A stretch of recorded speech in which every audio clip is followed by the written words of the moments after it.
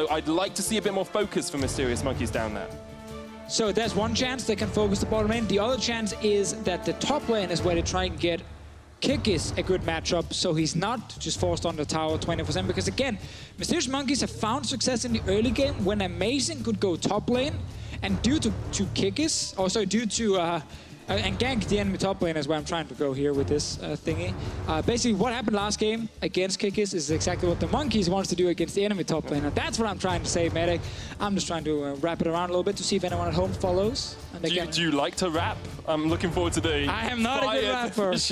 I am probably the worst rapper ever. At some point, well, you wrapped that one out pretty well. LeBlanc is going to get banned by the Mysterious Monkeys. Gnar, once again, from H2K gets removed. Obviously, the opportunity to flex that Gragas. There is, and that's why Renekton could be their pick here for Kikis up in the top lane and just say, okay, you know, Renekton is on your side, you can try and push down Odoamne. Problem is that you are still dealing with an Elise on the side of Jankos, Medic. I know it was very funny. I'm trying to think of what your rap album would be called. I really the Pulsar Squad. But it's just me. The Pulsar... The Pulsar Man? The Pulsar Man, yeah. Maybe. It's like the Lollipop Man or the Ice Cream Man. Nice. You go around in your truck and you deliver Pulsar and rap to the masses, the adoring fans. It's an Olaf fan from H2K. Let's focus back in on this draft. Mysterious Monkeys sticking very much to the same as our H2K. And now MM do have a pick. Yeah, but they have to...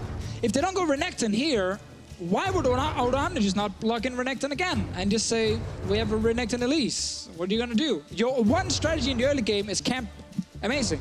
Sorry, camp Kikis.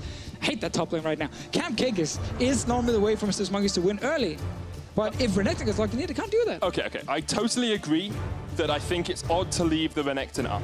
However, Mysterious Monkeys will know that as well. These are very intelligent guys. So what can they do to stop that Elise Renekton combo happening once again? Nothing. Just go bot lane instead and play around the bot lane because you can't stop the Elise Renekton. But let's see if H2K wants to play it. There's a chance they want to try something different. Now they're up 1-0 already. It is the Lucian mid coming in for Febiven. So there we get a little bit of a change. It was banned, of course, in the second phase last time around.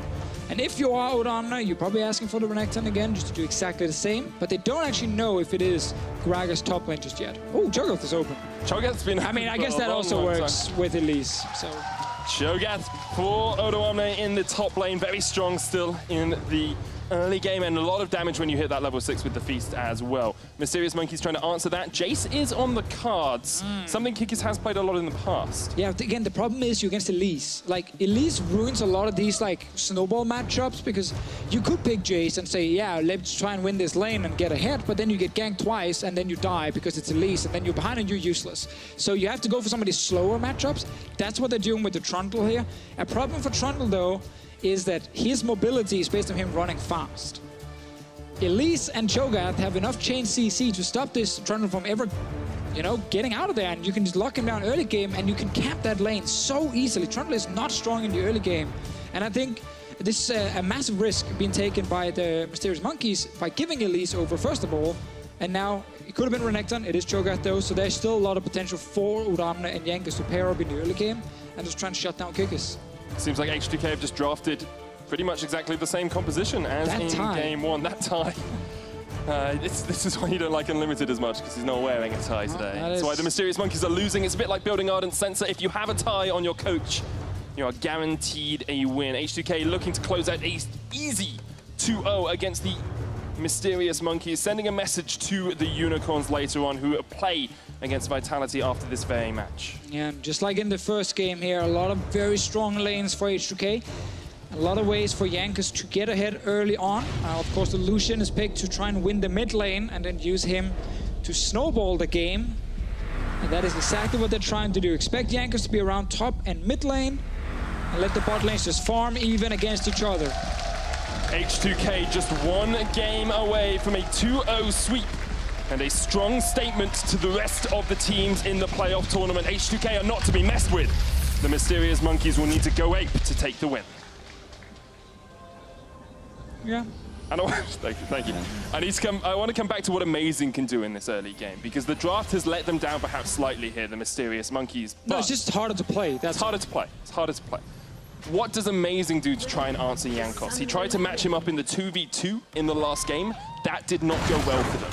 can he switch up his strategy to try and help Mysterious Monkeys get through this rocky early portion of the match? I mean, there's always the choice as a jungler to aim for early vision and try and distract the enemy jungler, and you try and tell your laners to play a bit safer early on, and then you try and see if you can actually find, if you can predict the path of Jankos and put down an early ward. But there is, in this game here, because it's a Cho'Gath and not the Renekton, there is, of course, still a bit of a chance that Amazing can actually try and join for a 2v2 fight, because early game Cho'Gath, his damage is not very scary. Like, a lot of it is based on his scaling HP with, of course, his E and his Feast. So before that actually kind of kicks in, pre-level 6, especially without the Feast, you can definitely duel the Cho'Gath. But it is harder because it is an Elise, and I think the main reason Odoamne even went for Cho'Gath in this game was just because they wanted to play Lucian mid, so they needed some magic damage coming in from the top side, and that's what they're getting now. If they'd gone Renekton, maybe a bit too much physical damage on their side. Then you can always make the argument of saying, was Lucian then worth it? Could have just been an AP mage instead? Let's see what happens here. Chei's going to get knocked up as Mysterious Monkeys try to take the first play of the game. Chei will be harassed down, and it's late enough that he cannot go back to the fountain without losing out a lot of XP in the lane. I want to run more.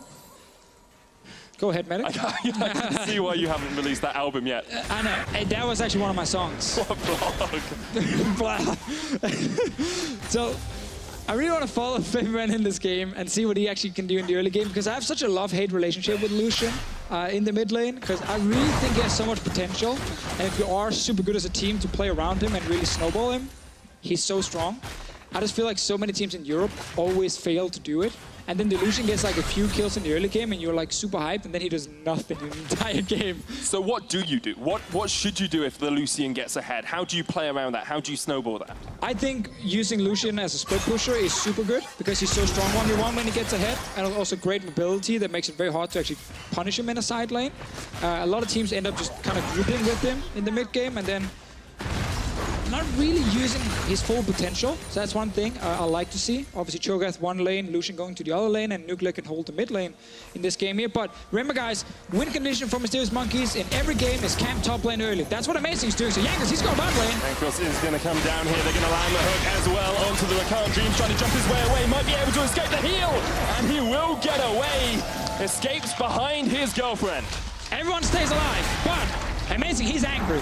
He snuck his way top lane because Kikis was pushing, waiting for Jankos to show up. He knew this guy's gonna go top lane. We're gonna counter gank him. Cho'Gath won't help him. We're gonna kill him. Revenge from last game.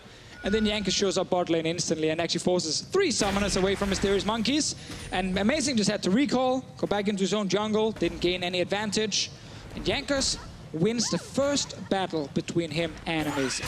And it sets back Yuki and Dreams in that lane as well. In game 1, they were one of the few stalwart hopes for the Mysterious Monkeys, one of the few lanes that was able to go even. Now they've had to burn the flash and the ignite onto Dreams. Dreams will get spotted out here as he roams around, trying to catch on to Febiven or just get some vision down, and Jankos might actually even look for the engage, because once again Chei has roamed up.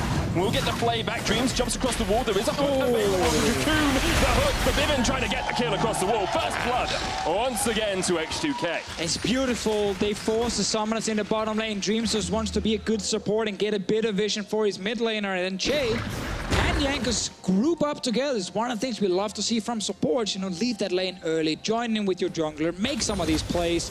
And Chei on the Thresh with Jankos on the Elise ends up getting that first kill. Most of the credit has to go to the Cocoon landing from Jankos. I think most of the credit goes to Febiven. He got the last hit. That's the most important thing. And actually, with that kill, he now has a 64-game streak of getting a kill in every single match he's played. It's the only player in EU to do it for the entirety of 2017, and across the split, he has looked pretty darn impressive. Definitely one of the best players in the EU LCS, and very hard, I feel, to decide between Perks, Febiven, Caps, like who is the best mid laner in Europe right now. I did a fan vote on Twitter, Caps won.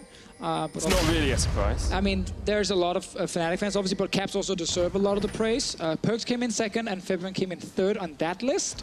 But obviously, that was just one simple vote. Maybe someone else can do it, and they get different results. Let's see, Chei, he wants some more kills. Perhaps the best support in Europe with the best mid laner in Europe. Tried to steal a Raptor there as well. Smart, really maximized the farm. It as well. That's a good setup. Chei obviously knew all along what was happening. Right now, Amazing didn't succeed with the first potential counter gank. He's still looking for one big explosive move with the body slam flash. But again, Elise with a good start, and the Lucian getting ahead early is important for H2K. You never want to fall behind his Lucian mid. You are completely useless. So it is important that Febiven gets the advantage. Now they both hit level 6 in that mid lane as well. Does give CozQ the ability to perhaps roam around the map a little bit more with the Weaver's wall. Mysterious Monkeys try and get these shotgun approaches out. The teleport's going to come in top from Kikis. All right. Q slightly off right there for Odoamne. He doesn't really care. He just walks away.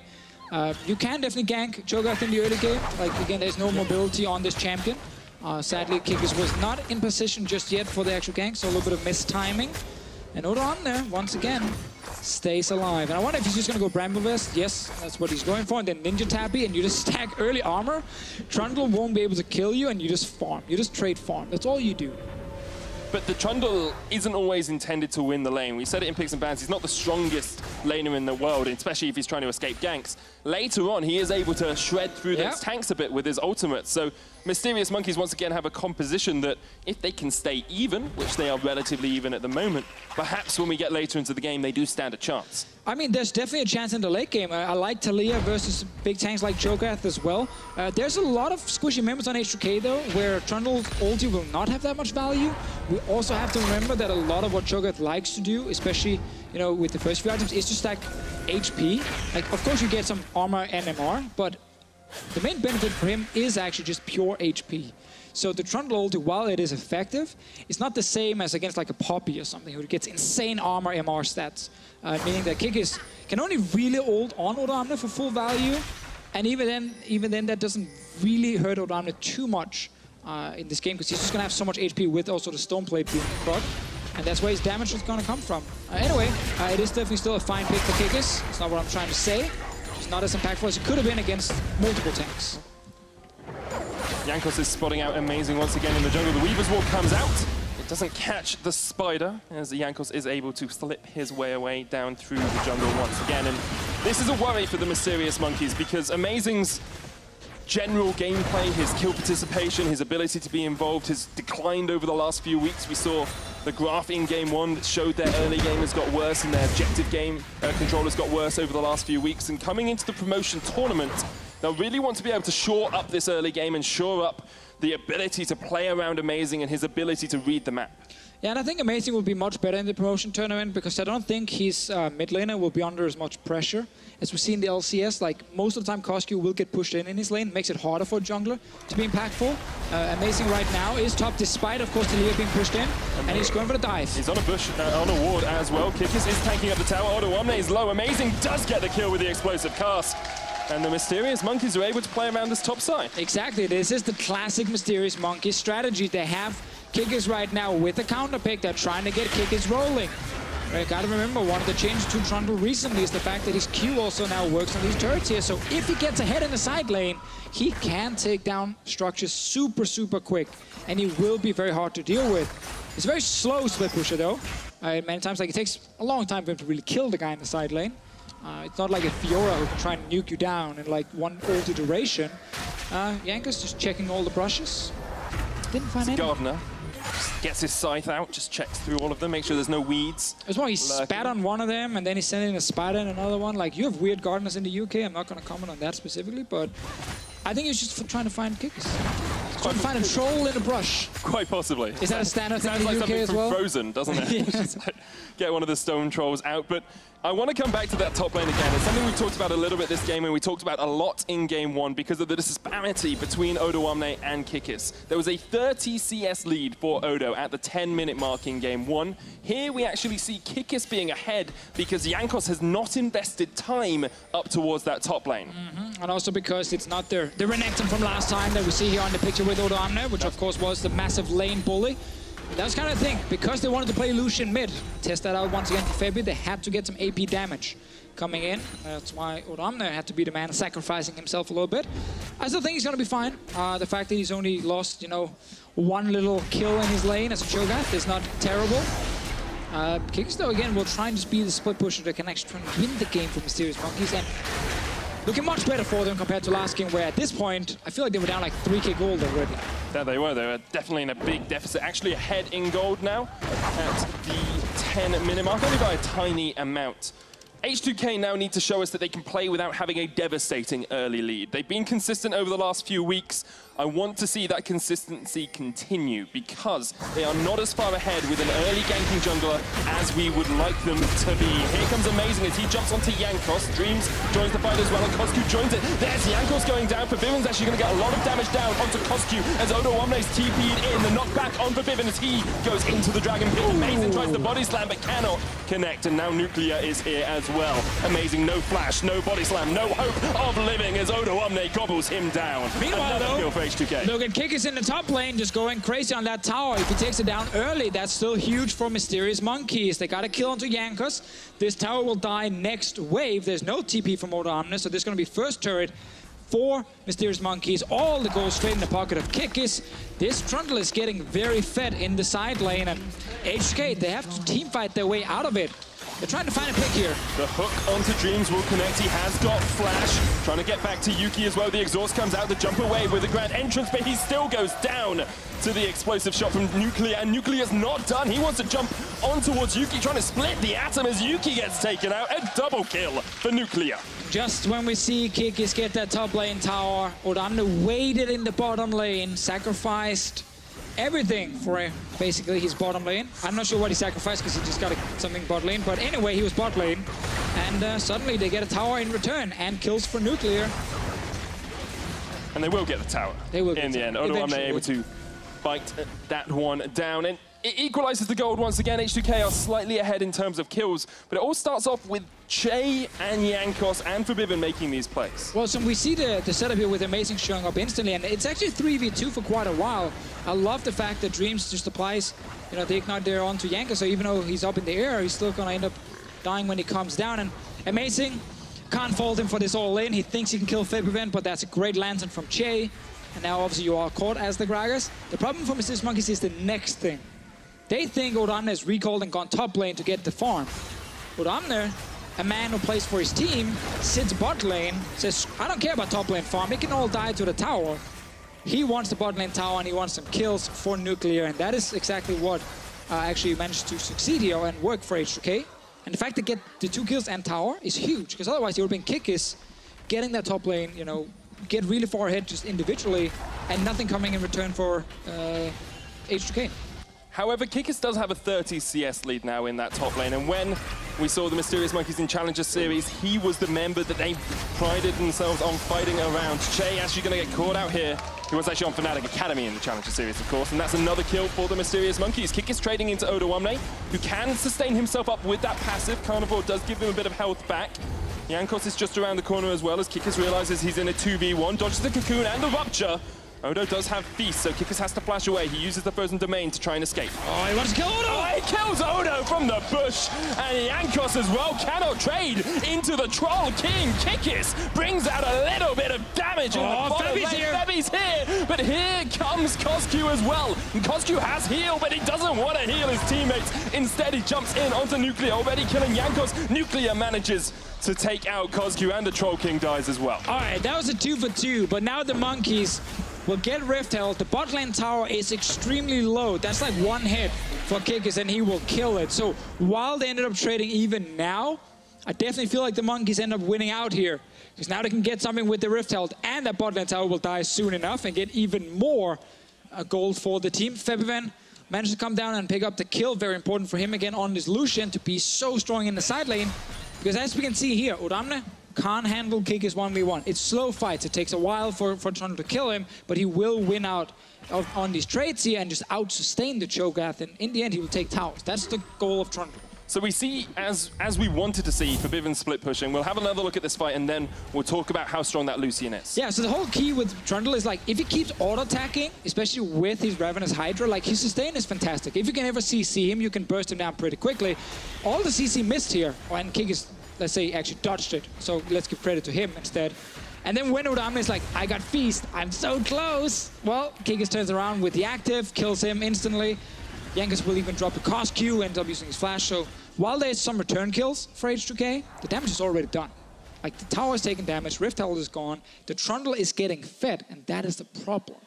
Good little side steps there from Kikis, making sure that he was staying safe, and not dead yet. Give him one hit, and he will take tower.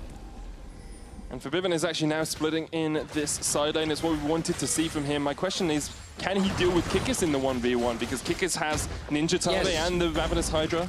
He can deal with the Trundle in 1v1 much easier, because one, he has a dash against a pillar. He also has the Blade of the Ruined King to actually try and get away from Kikis. The Cho'Gath has no chance of keeping Kikis away from him. Lucian at least will have a chance to just even clear waves against each other. And then the Cho'Gath can go to the opposite side with TP, and no one from Mysterious Monkeys really wants to go and deal with him in just a pure 1v1 setting, because there is of course a TP on the side of Odoamne. And right now they're sending Xayah and Rakan, which is okay. H2K played relatively well in this early game, Mysterious Monkeys being able to answer them, but we have to remember this is the first in a process of games for H2K across this week of the LCS.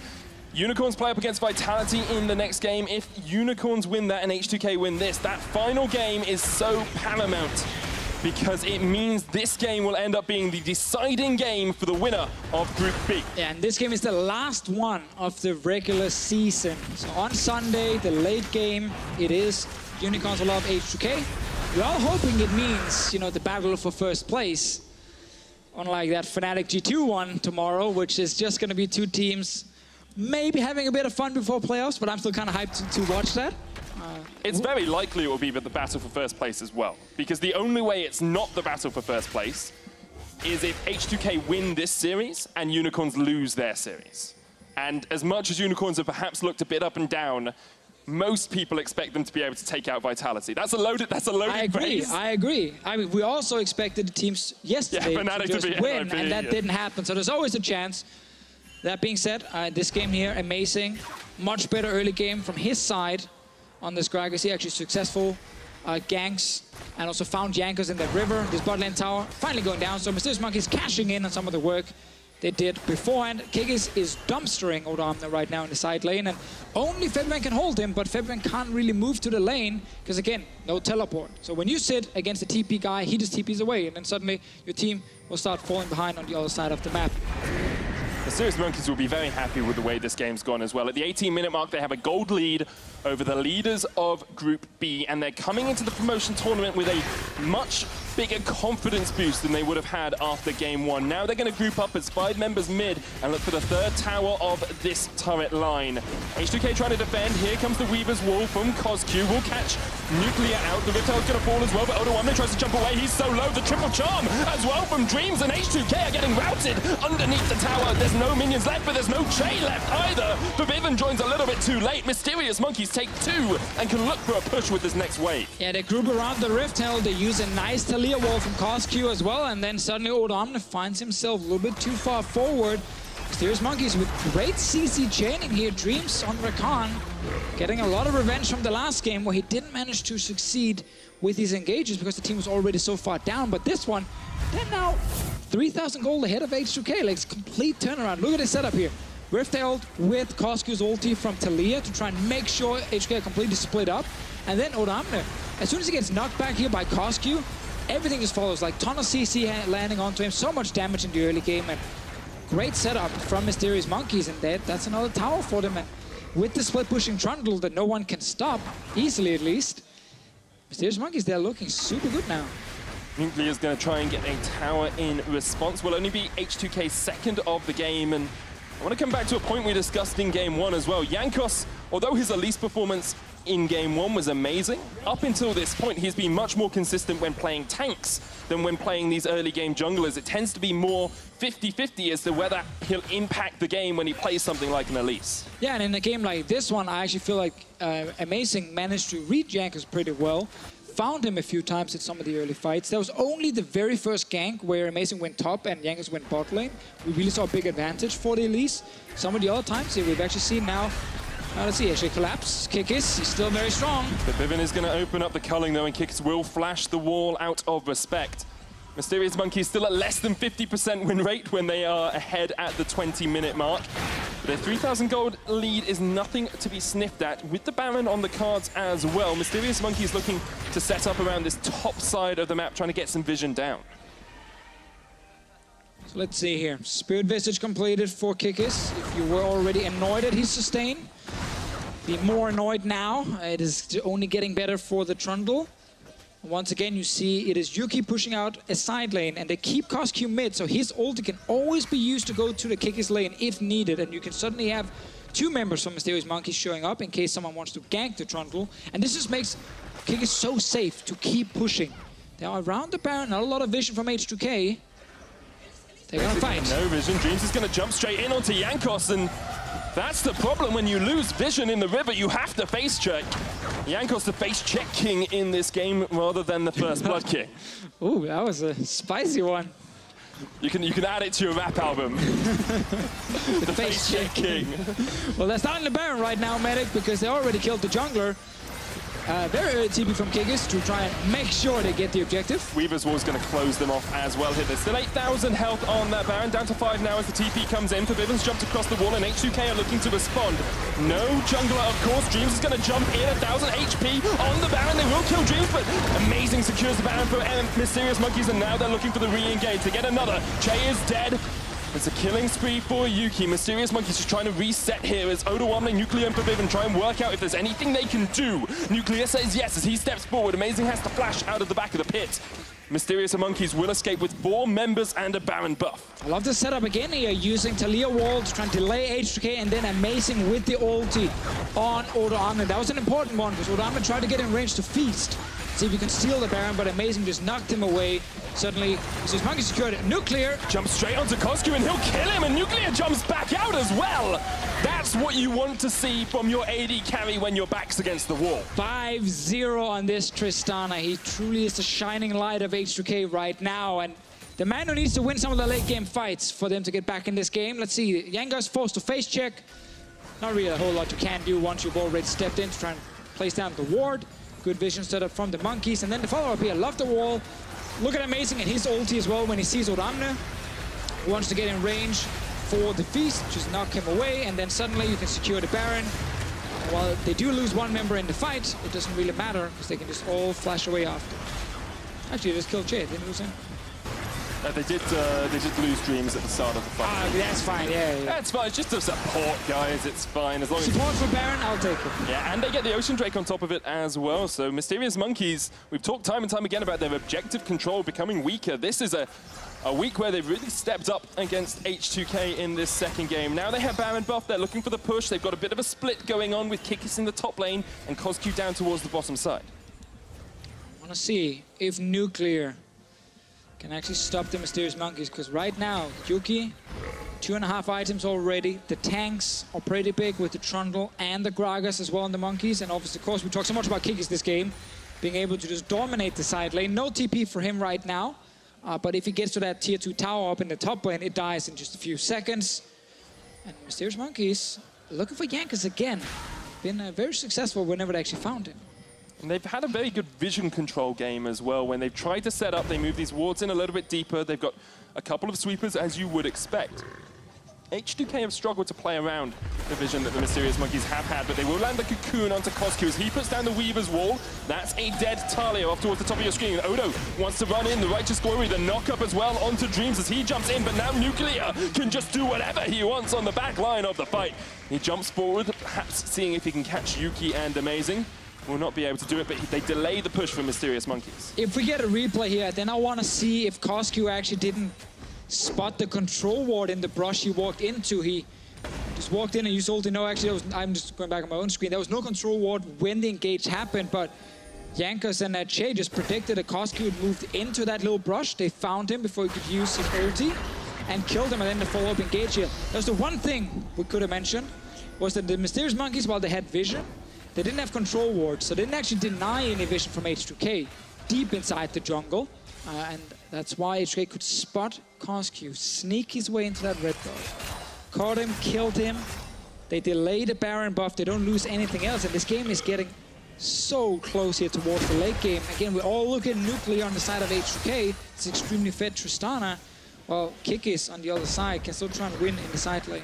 Is it only Kikis that can win for the Mysterious Monkeys? No. Yuki's now 3-1 and 2 on this Xayah as well. They have some strengths across the board if they can catch out people or get these fights. No, yeah, definitely. Like, both carries and Mysterious Monkeys are in a great spot as well to actually win these fights here. So there's no control ward in this brush here with There CozQ. was a ward just at the back pit. There was a ward there where they saw him walk in, and that's why they could sit there and wait for him and actually take him down. And it's a tough one, you know. The setup was simple for CozQ. Put the wall behind the tower, let Yuki get close to actually start killing the tower, and then suddenly one little pesky ward spots you. Happens all the time. However, Mysterious Monkeys do still have a 3,000 gold lead here, Deficio, and coming into promotions, this is much more what we wanted to see from them. A lot stronger of an early game, coming into the mid game as well. They haven't let up too many obvious weaknesses for Schalke or Giants or NIP to take advantage of. No, but of course the Mysterious Monkeys have kind of shown a predictable early game pattern, which is success is from Amazing and Kikis playing together. Like, we see it so often. I think in this game here, we mentioned this in Champs League, like H2K said they want to play the Lucian, so they sacrifice Odoamne a bit in the top lane. They don't pick the Renekton and have the Renekton Elise combo that was so successful in game 1 because Febiven didn't play an AP mage in the mid lane. Like, that backfired pretty hard for them because it allowed Kikis to counterpick up top lane, allowed Amazing to play around the top lane. As we said, the Cho'Gath in the early game is not as strong. He won't give the same 2v2 pressure in a skirmish, so it was much easier for Amazing to actually execute the classic Mysterious Monkeys game plan, and it's paid off in this game here. Of course, both members have succeeded from it and gotten far ahead in this game. 1-1-6 Gragas with Knight's Vow already completed is much more useful than a 1-3 Elise. That it is, and it's big statements, big statements. You're very good at making these statements that sound like they mean a lot, but really you're saying, oh, this guy with tons of kills, and this guy's with tons of deaths. The one with kills does more damage. Exactly, and no one can call me out on it. It's true. Nice tie. That should be another song on your rap album. The nice tie song. Kikis is going to get jumped on here by Nuclear and Jankos. They have collapsed on him. He's very tanky though. However, all the members of H2K are jumping in. The Buster Shot as Kikis flashes her into Febiven and Chei. The hook will eventually hit. Here comes Dreams with the charm on 2. Will Mysterious Monkeys go for a full engage? Instead, they decide to disengage. They back away. Took a long time to kill Kikis there, but eventually H2K were able to work their way through the Troll King.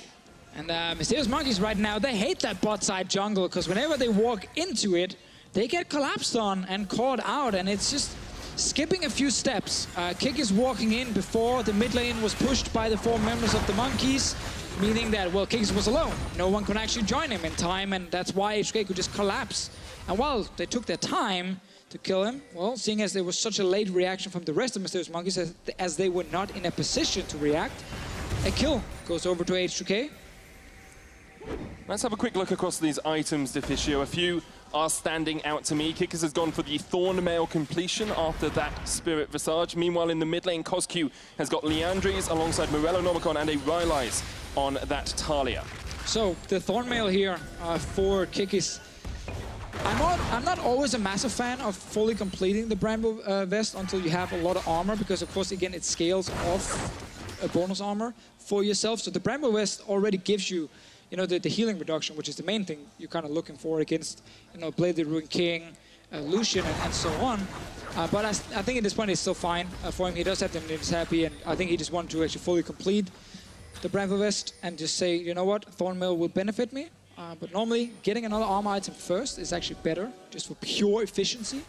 He doesn't care in this game, though. Optimizing the build as much as you can. H2K seem to have tried to optimize this strategy a little bit more. There was a while where Febiven was not in a side lane, wasn't pushing out by himself like we wanted to see him do. Now he has begun to move into the side lane, but once again he groups up with the rest of H2K in the mid as Kikis is down towards the bottom side taking the Ocean Dragon. And you can actually see on the other side kind of the build I was mentioning just before here, where you start getting some of the other armor items in before you fully upgrade. Look, you see Odoamne, he wants the Stone Plate first, then he can go for a Thornmail much later in the game. Obviously in this case Kikis does not want Stone Plate because he wants to deal damage. You know, he wants to be in everyone's faces and actually kill them. So that makes a lot of sense for him, but just different choices, different preferences from top laners. This game here, though, we're still looking at Nuclear with 3.5 items fully completed here. On Trystana, 7-0 so far. It's not often you lose a game as a 7-0 AD carry, but it might happen today because the Monkeys still slightly ahead in this game. And it's not often Nuclear loses when he's playing Trystana as well. Yet to be defeated this split on that champion. So far, 1-0. 3-0. Ah! 3-0. I was hoping it would be 1-0. It would be great. Febiven is also 2-0 on Lucian. He actually was the man who pulled up the Lucian stats. Who was the guy who pulled them down? Do you remember? I want to say it was Perks. It was Perks. It was definitely Perks. He tried his hardest to keep them down and start the split, and then he dared tell me on Twitter yesterday that his Lucian was always clean. I mean, is it clean if someone cleans up the blood splat where your dead body is? I guess, maybe. Get a janitor in afterwards to clean up the mess. It's all banter, by the way. Perks is a great Lucian player. Do not get fooled by our little tweets at each other. All of our mid laners in EU are definitely at the top of their game. That's why it's so hard to decide between them. And even CozQ, a mid laner that has been set to be quite low in the standings, is looking a lot better this game. H2K and Mysterious Monkeys dancing around each other in the mid lane. No one quite able to find the engage they would like. No, they're all kind of fighting over the Baron here, trying to get control of mid first. Amazing is the one we're looking at together with Dreams for the main engage on Mysterious Monkey's side. And all about protecting that backline for H2K. You need to keep Febiven and Nuclear alive. Give them time to kill the tanks on Mysterious Monkeys, otherwise you will lose the fight instantly as H2K. Jankos right now is just a CC machine. I agree. There we go. I mean, I am casting the promotion tournament, so I have a slight bias towards wanting it to be an enjoyable tournament, but I think we can all agree with Mysterious Monkeys playing well against H2K, with NIP taking down Fnatic, with both of our challenger teams going 3-0 or 3-1 in their playoff tournaments. Yeah. It's looking very strong. I mean, I'm always excited for promotion tournament. I think when there's so much at stake, it just makes it so interesting to watch. Like, literally playing for jobs right now, these teams, and no one wants to lose the LCS spot. If you're already in, and if you are a challenger team, you worked so hard to get to this point. It feels real bad if you just walk into the tournament and don't actually make it all the way into the LCS. You see quite a difference between the way these two teams have reacted to having a strong top laner as well, because in game one, H2K were able to snowball it into a massive lead, finishing the game about the 26-minute mark. Here, Kikis still has a CS advantage. He's still 60 farm ahead. But H2K have been able to delay the game a little bit more, draw it out towards this 32-minute mark, and now we're seeing fights over mid-priority, fights over vision around the Baron. Yeah, and it does mean the value of the Trundle does go down, compared to if he was just sitting in the side lane and split pushing, you get the full amount of value from him. Now he's in a team fight, though. Amazing tugged up, but the charm comes in. Odoamne feasts! He's going to be pretty drunk after eating down the Gragas, and now with the jungler gone, Mysterious Monkeys have to give up a bit of ground. Chei died as well. Mysterious Monkeys did manage to get one kill. Dreams had to use his ulti for that. See what happens here. Odoamne still feeling fairly healthy. Everyone walks away. But again, the fact that the Trundle is sitting with the team to try and guarantee mid lane control for the Monkeys means that Kikis is forced to team fighting, which is what Odoamne wants. He wants to team fight with the Cho'Gath. They're fighting now. Febiven's going to jump back in. Dreams gets the knock-up. Gargoyles from Odoamne. Nuclear's trying to get damage out, but he's locked out of the fight, and that's 7 kills that you're not getting anything out of. But he's going to try and get the flank. He cannot quite kill Dreams. Kikis jumps forward onto the front line. Mysterious Monkeys need to get away from the cocoon. A good flash from the Trundle will escape. That was another great wall from CozQ, which you just highlighted right there. Keeping Nuclear out of the fight early on meant they forced the flash from Odoamne. Nuclear is still hiding in the brush with Febiven. Knock up with the pillar. Teleport is going to come in from Odo. He's got Feast up once again, and it looks like H2K are going to go for the Baron now. They've got Feast. They have a lot of damage with this double AD carries. They've got a hook as well onto Kikis. Amazing looking for the steal. Can he get it across the wall? We saw so many steals yesterday. Amazing jumps in, but cannot steal away the Baron as Jankos secures it with the smite. Great call there from H2K. Nice setup from Odoamne as well. First the knock up, then the silence onto Amazing, trying to delay him from getting into the Baron pit. And H2K, despite still being down in gold, they turn it around. We keep talking about how they are team fighting as 5. The Trundle is no longer a split pushing threat because he's sitting mid lane. Kikis has been around that mid lane for the last 5 to 6 minutes, and that just means that Odoamne actually suddenly brings more value to the table because he's a Cho'Gath in team fights. And this has been huge for H2K. Now Kikis is back in the side lane. Meanwhile, H2K still not killed this mid lane tower. It will only be their 3rd tower of the game. In fact, only the 6th tower of the game for either team if they do manage to take it down. And I want to come back to something you specifically talked about earlier on about how H2K should play this composition, because what we haven't seen from them is Febiven splitting really at all. There was a very short period where he went into another lane. But that's the reason that Febiven never got to actually play like any sort of split pushing role was because they fell behind and they had to just be very defensive, and they realized they couldn't stop Kikis with the TP in the side lane. So H2K just shifted and said, you know what, this is not about us applying pressure onto Mysterious Monkeys, it's about defending, getting to late game teamfights with 2 or 3 items, and then Kikis might not be as successful as a split pusher anymore because it gets harder and harder for him to push further and further into the base of the enemy, and he needs to join teamfights against some of the engaged from H2K's side, and it just actually benefited them quite a lot that they just shifted around. Now see a fight. Dream's gonna jump onto Febiven. The Lantern will get him out already. The shutdown onto Yuki. He still had flash, but Chei was able to catch him. The tower will fall as well. And that was such a sick fight from Chei right there. Lantern on one side to keep his AD carry, so he's mid laner alive, and then he hooks people. Another hook onto CozQ, a legendary nuclear yet to be killed. He's jumping, he wants even more. H2K, the game has gone long, but they're looking to close it out. They defended, they got to the 5-on-5 team fights. They didn't have to play aggressive in this game here.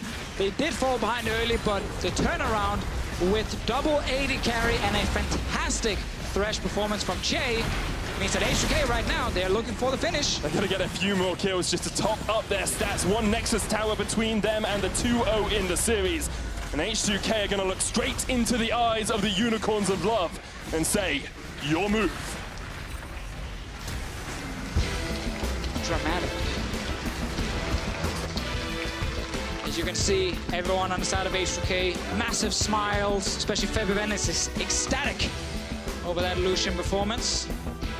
That was actually kind of game where H2K will be a little bit unhappy. They'll be like, huh, what happened early on? We just stomped them in game 1. That was not supposed to happen in game 2. They had the Elise again.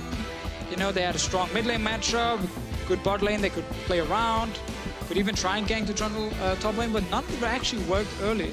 So they fell behind. I like the adaptation into defensive mode, kind of abusing Mysterious Monkeys and them skipping a few steps. Like, remember the times where they walked into the bot side jungle?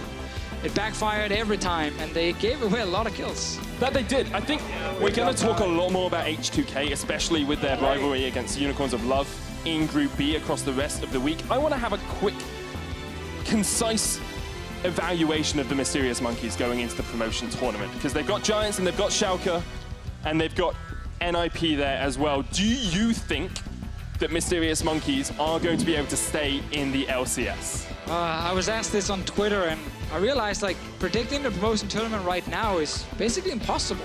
Like, I know it's a boring answer, but the fact that, of course, we haven't seen Schalke and Giants play against LCS teams makes it hard to predict the actual level. And then at the same time, like, Mysterious Monkeys right now, I think they look weaker than NIP going into this tournament. But that might also be just the recent bias, because NIP did suddenly beat Fnatic yesterday, which was very unexpected. We have to remember Fnatic didn't play for anything. Like, they were already locked first.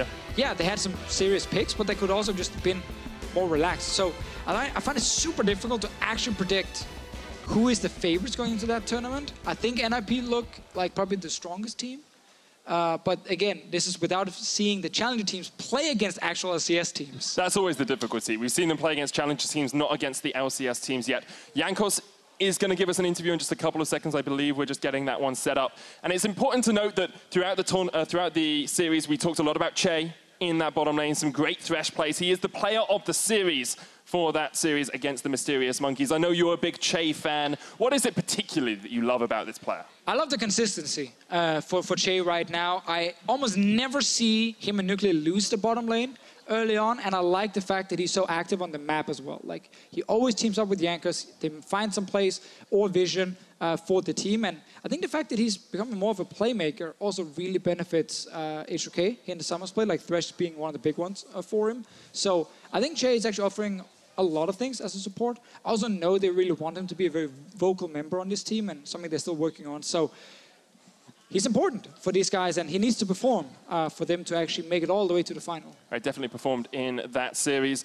It was a great series from H2K, and you can't take anything away from them. Mysterious Monkeys maybe put up a little bit of a challenge in Game 2, but coming into the playoffs, it's a very good position for H2K to be in. Yeah, again, they're putting all the focus on Unicorns of Love right now. They have to win the next series, and then H2K needs to just beat them on Sunday to lock in that first place and skip quarterfinals. I can't wait for that Sunday matchup. It's going to be amazing. But after falling behind early, H2K came back to secure the win.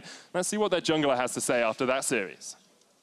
Thank you very much, gentlemen. I am joined by Jankos. Jankos, congratulations on the win. I just want to know, I feel like I used to see you on the stage, you used to laugh and smile and have a good time. And now every time I see you on the stage, you are super serious. You look like you are laser focused. Is this an attitude change from you? Am I reading this wrong?